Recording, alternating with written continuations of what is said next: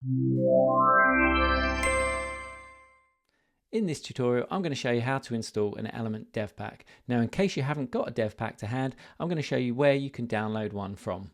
So I've gone over to the Elements manual and I'm going to scroll down here and we're going to go to the Elements language, and under Introduction, we have a Getting Started guide. Now in here, we've got a link to our repository on GitHub that has plenty of examples in it. So if we go over to GitHub, you can see them all listed out here, and this has grown over time and we're always adding new stuff to it. Click on the code tab and then just download the zip file. Now I've already downloaded the zip file to save us time, and so we'll start the tutorial from here.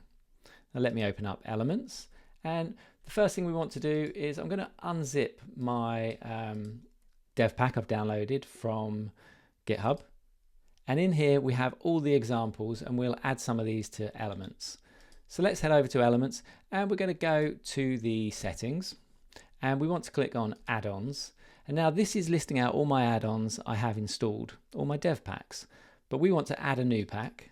So I'm going to click the add pack button, and then we can go and look through these examples and pick the ones we want to add. So here I can add the Fun Widgets dev pack, and we can go in and add another dev pack. I've got some collection examples here. Let's add one of these. So you can see these are getting listed out now in the add-ons list. So let's close that and create a new project.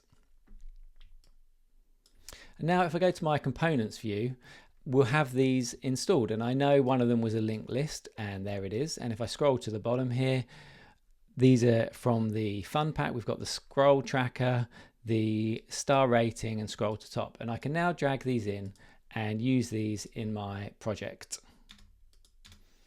like that. Now you can edit these packs by finding them in the Finder and going to find the element pack. Then you can right click, show package contents, and now we can edit these and make changes.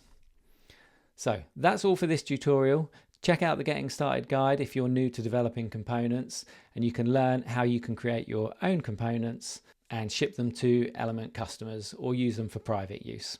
All right, I hope you found this tutorial useful, and I will see you in the next one.